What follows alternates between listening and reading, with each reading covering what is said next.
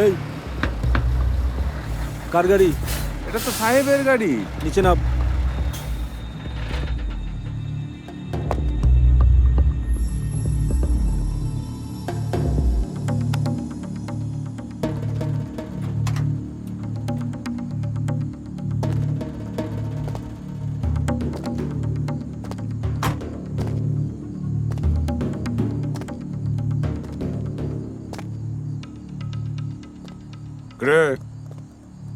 চালান টালান কি আছে দেখা। স্যার কি বলছে শুনতে পাচ্ছিস না? হাঁকড়ে দাঁড়িয়ে কেন? হ্যাঁ দেখা। হুজুর, এটা তো সাহেবের গাড়ি। আরে কাগজ টাগজের বালাই তো কবেই উঠে গেছে। দেখুন না, আমার গাড়ির পেছনে কাঠের দাগও টানা আছে। সাহেব দেখ ভাই, চেকিং এ সাহেবের মাল আটকাবে এমন কোনো বাপকে বেটা নেই, কিন্তু এটা যে সাহেবেরই গাড়ি, সাহেবেরই মাল, সেটা তো চেক করে দেখতে হবে নাকি?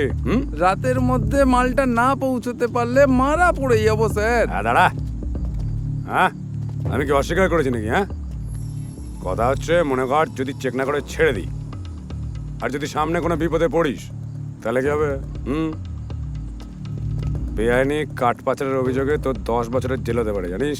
হ্যাঁ, কে আছে? ডাক ডাক ডাক সব চালা, যেমন ডাক কে আছে? স্যার ডাক তো। শুনুন না স্যার।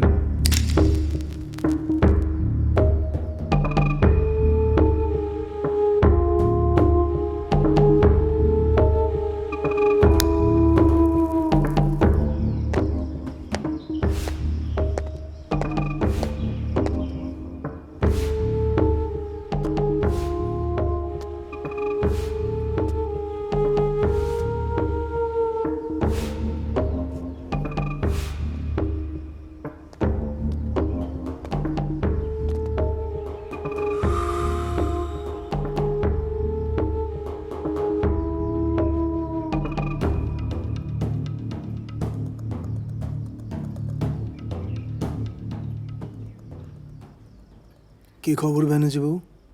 ওই ঝাড়খণ্ডের অ্যাসাইনমেন্টটায় 4টে গাড়ি তো বেরিয়ে গেছিল সন্ধ্যায়, কিন্তু রাত 12টার পর 2টোকে পুলিশ আটকেছে চেকিংয়ে। কার গাড়ি ওরা জানে না? নতুন ওসি, খাইটা একটু বেশি। রাতের গাড়ির টাকাটা। ঠিক আছে, আমি এসপিকে বলে দিচ্ছি। আপনি পার্টির সঙ্গে কথা বলে নিন। ওকে সাহেব। মতিবাবু আজ আসছেন, সস্ত্রীক, বান্দোয়ানের এমএলএ। এই গত মাসেই দল বদলে এসেছেন।